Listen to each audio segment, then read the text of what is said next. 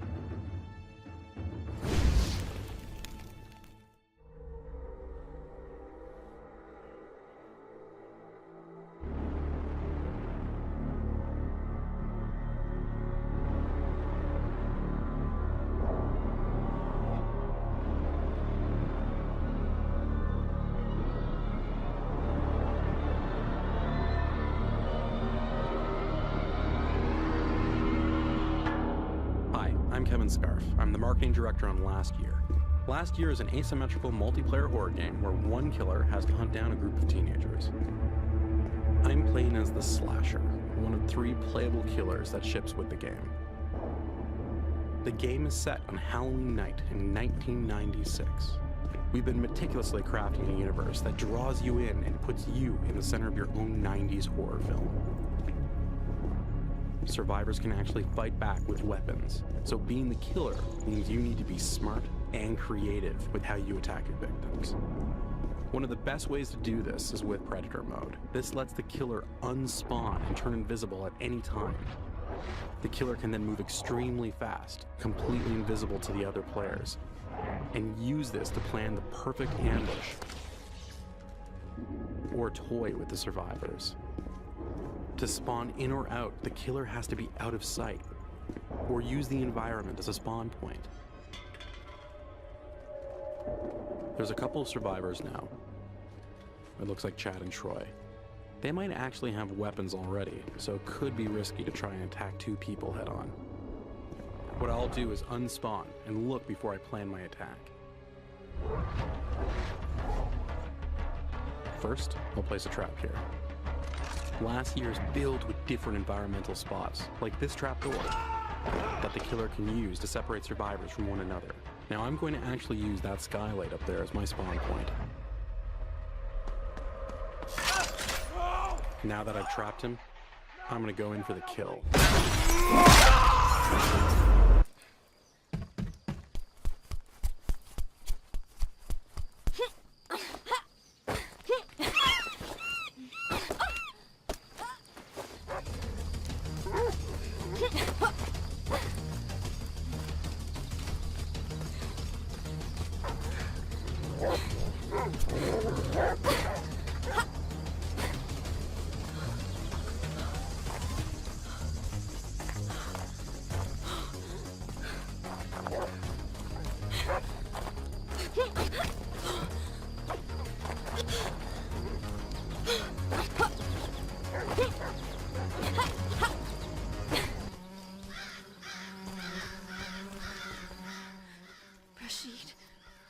Rashid?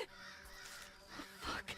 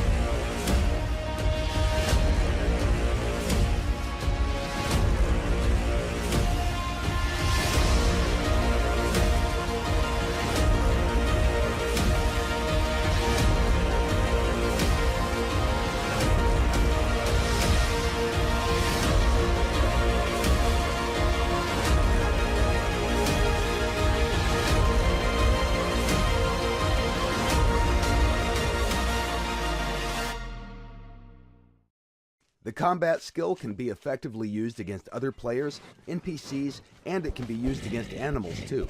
Although we do not recommend you attack bigger and more dangerous animals unless, of course, you're sure that you can beat them or outrun them.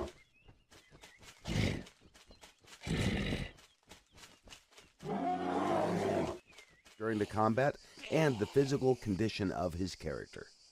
Now that you know the basics, let's take a look at how the combat system works in other modern survival games. For this, we created a simulation of the type of unarmed combat that you can find in practically every survival game available on Steam. From what you can see here, the character is constrained at the hip, but you can tilt their upper body and throw random punches toward your opponent. The camera is locked behind the character. It doesn't provide the player with a good overview of the situation. Or, if he's more skillful, then he can step in, close the distance, and use a more powerful punch. Combos are special attack combinations that inflict more damage than a normal punch or kick, but they also drain stamina at a faster rate. The best way to use a combo is against a dodge or a block, and if you perform the combo successfully, you'll increase the chance for a knockout. Along with the skill level, the character's attributes will also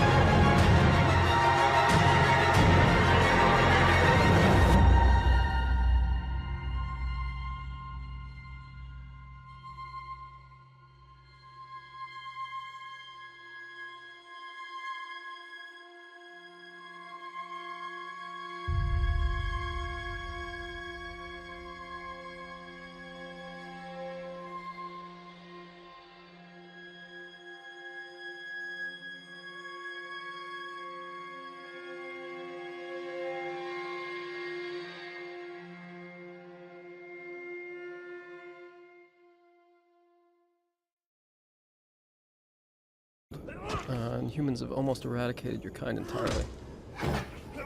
Here we can see two of them hacking away at the body of your father, probably to take a trophy. They've spotted us. We need to get away. While a child, you can easily be killed, even by the weakest humans.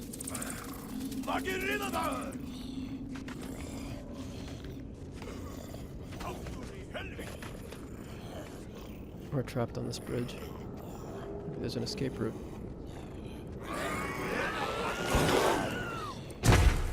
Okay, I think we're safe. As you move around the caves and tunnels that these creatures inhabit, you'll see what humans have done to your kind over the years. Sneak to safety. Now, one of the things about being a young creature is that you can crawl into spaces that no human could follow.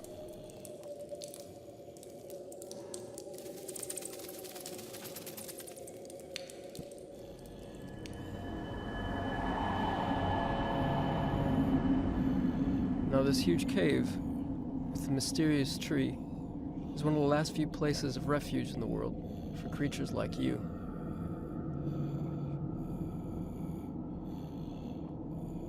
So that's the world through the eyes of a young creature, running away from even the weakest human. Now we're going to go forward in time and see the world through the eyes of a larger, more powerful adolescent creature, and see what they're capable of doing.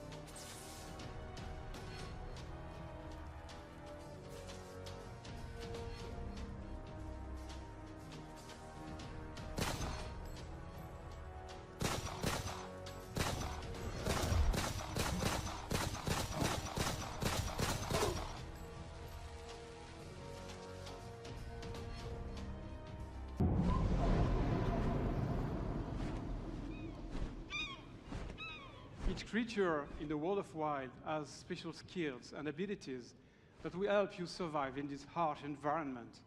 This eagle has a very powerful vision, which will help you to spot and catch small creatures like those snakes over there.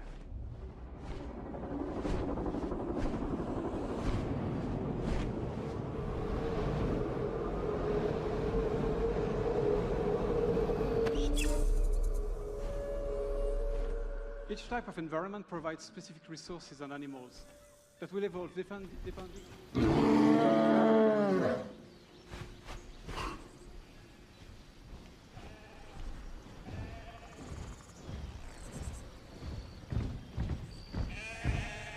The bear is a powerful ally that will help me during challenging combats. It is also a very fast and friendly mount, which is quite handy to travel across the vast and seamless world of wild.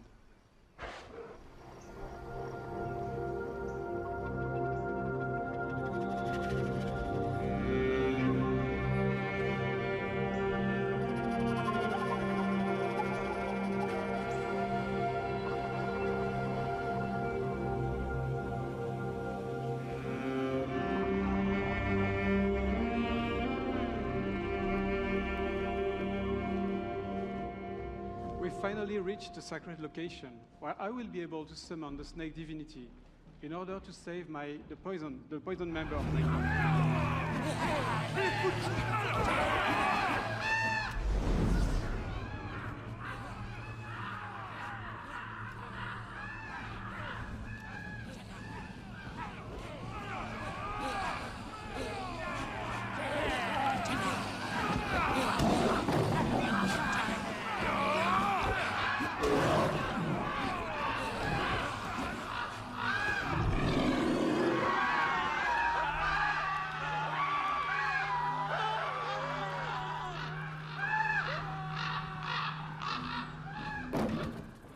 Now that the area is safe, I can finally reach the sacred sanctuary. There's a lot of places like that in wild, and I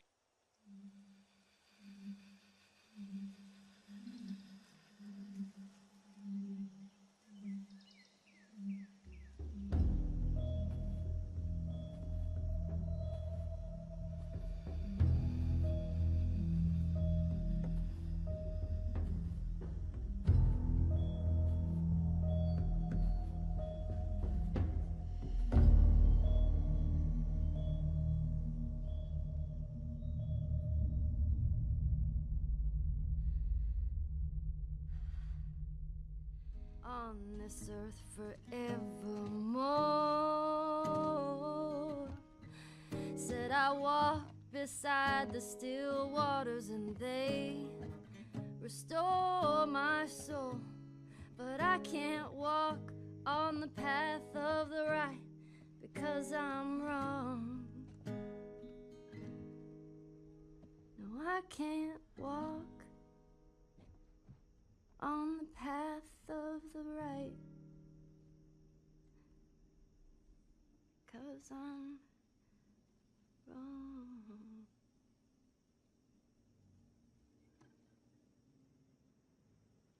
What are you doing, kiddo? You really gonna go through with this?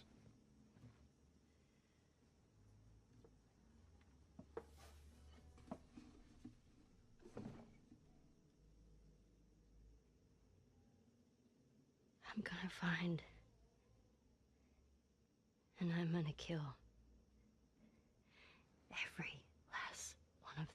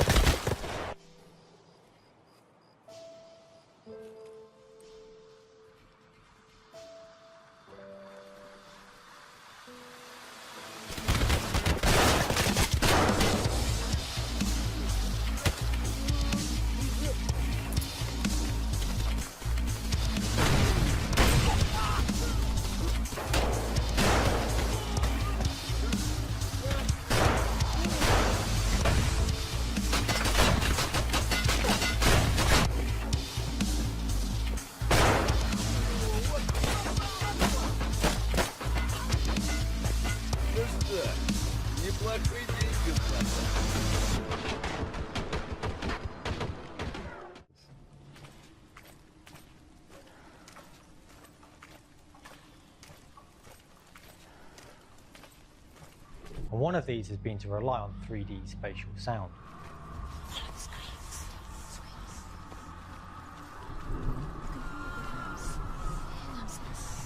No one will judge her. No one will ever know. Oh, she heard us. In a similar way, when you play the game, you experience the world through Senua's mind's eye. Senua knows that there is no going back to how things were. Functions, it may be that we can begin to understand what happens in the context of psychosis because somebody constructs a world. She's finally arrived in the land of mist and fog. The place the Northmen call hell. The bridge that separates the living from the dead. The roots of the tree of death will take you to new lands where you will face the trials. Look around and you'll see them. The drowned, the sick. Here they lie, rotting in the fields and rivers of hell.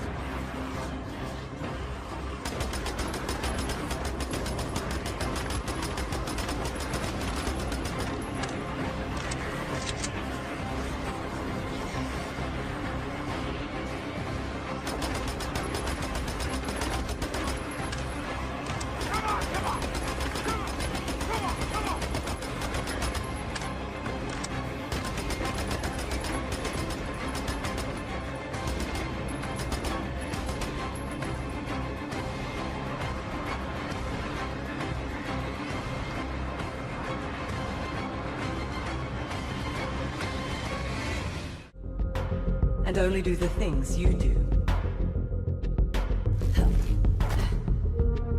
So it's the way you play the game that shapes your enemy.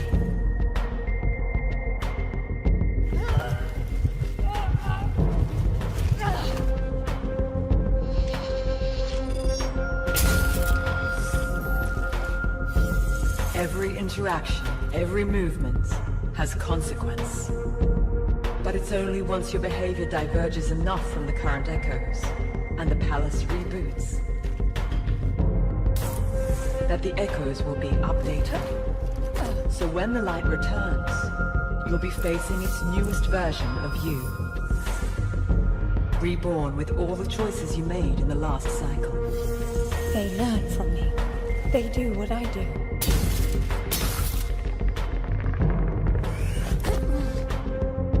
The palace watches everything you do in the light. But in the darkness, as it reboots, it is blind. And you are free to act without consequence.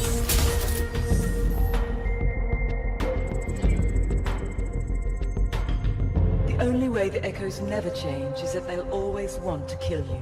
But you decide which tools they have at their disposal. If you cease to do something, so will they after the next blackout.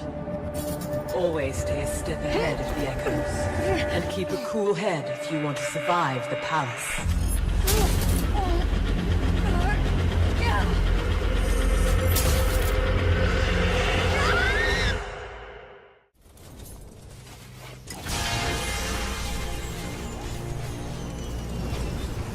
Great. Now build defenses around the power collector, because enemies will attack it when you activate it.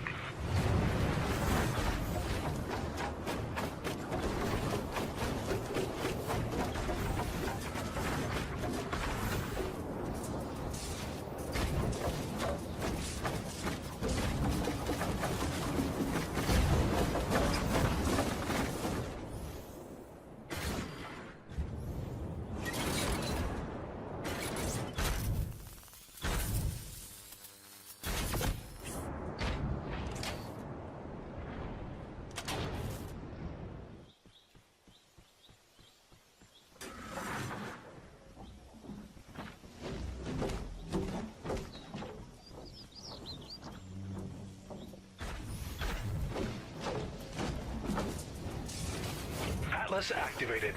Now defend the Atlas until the gate has been closed.